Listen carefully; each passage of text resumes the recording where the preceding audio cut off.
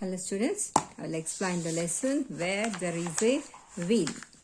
So hope you understood the first two parts of this lesson. Let me continue the last part of this lesson 122, page number 122.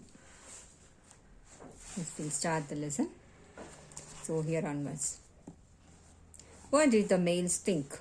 One who had to approve was S. Kankarajan, owner of Ram Cycles. This single dealer saw this rise of over 350% in the sale of ladies' cycles in 1 year. That figure is probably an underestimate for two reasons. Okay, here there was owner of the cycle shop. So his name was S. Kannaka Rajan. Okay, even he gave these statistics about the sales of the cycle, ladies' cycles.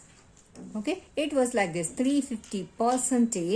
He could see that much sales happened. That was the more percentage that he had in his shop. He was the dealer of the cycle shop. So especially ladies' cycles were sold so many.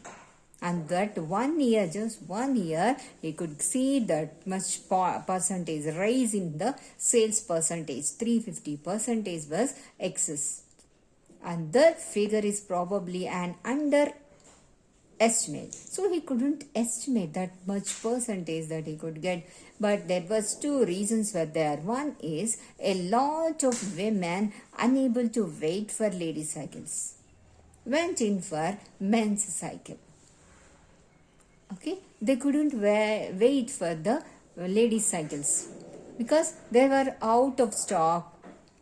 Ladies' cycles were not in stock, so they couldn't wait to get the availability of ladies' cycles.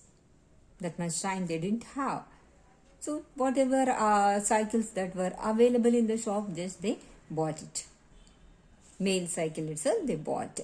And one more reason also they said, he said like this, Kanakarajan shared his information with me with great caution for all he knew. I refers to whom here the writer. Okay, so I was an undercover agent of sales tax department. So he had a little bit scared. He was scared a little bit who the person, the owner, dealer of the person, because he understood just the writer, the person was income tax officer, something he belongs to, some income tax thing, sales tax. He may collect the sales tax. So he didn't give correct statistics, the profits of his shop. So little bit he was scared. He was a little bit taking caution about that, taking worried, aware of that. That person was sales tax department. Okay, he may get the tax because he got more sales in his shop.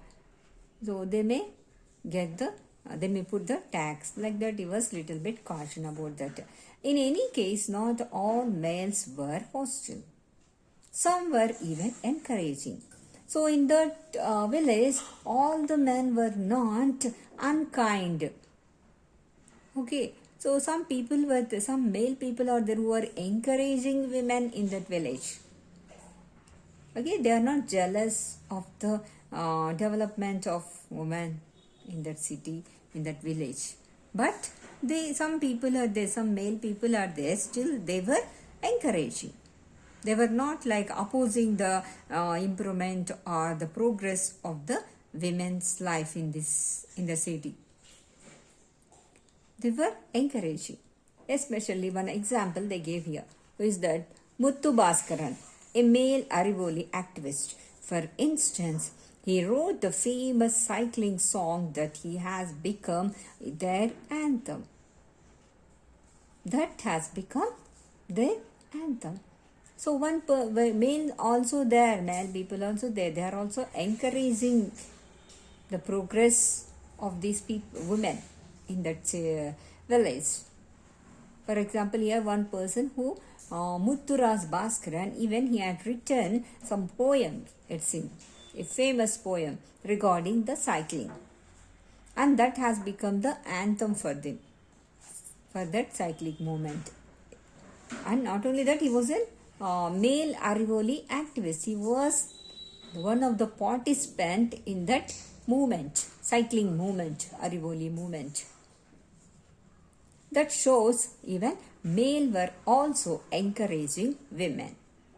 Not all, but some people were there. Okay, they are not opposing the development of women. So when in the blazing heat of Kudimian Malays stone quarries, you run into Manoramani. 22. Training others, you know it's all worth it. So in that place, that much hottest place was there.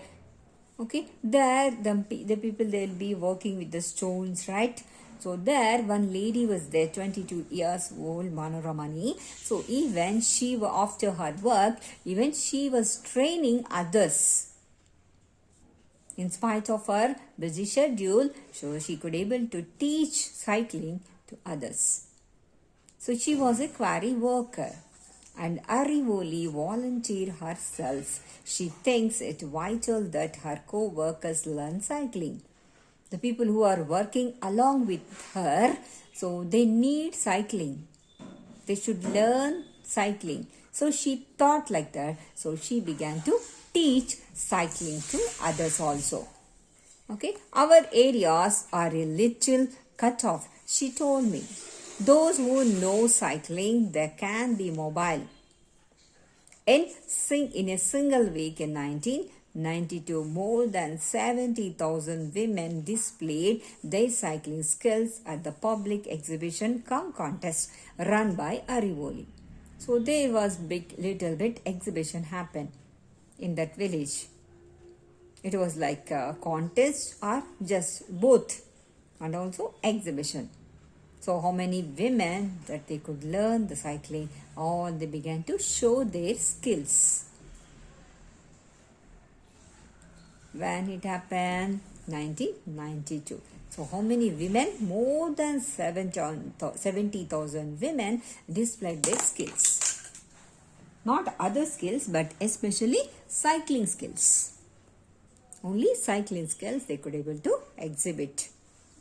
And impressed UNICEF sanctioned 50 mopeds for Arivoli women activists. So at that, by seeing that and all, the exhibition, the skills of that women in that village, so there's where was a big organization was there, UNICEF, United Children's Fund, education, some organization is there. So that organization, that is an international organization. So that has seen the development, the progress, the interest, the skills of these women.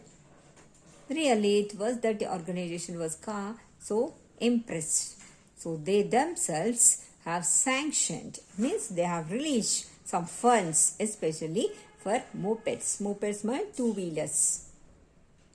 More in olden days, like TVS, nowadays scooties and all there. In olden days, mopeds were there. They're also like TVS only.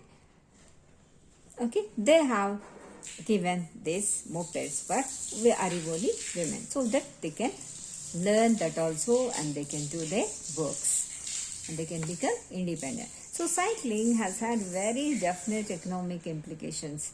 It boosts income. Some of the women, so one side, economically, this cycling is also helping the people. The growth, they can see the economic growth, means financial growth. So it was helping the women to improve their financial status. They can get more money. How? How is it possible? Let us see. So it boosts income. It is increasing their income. How can you guess?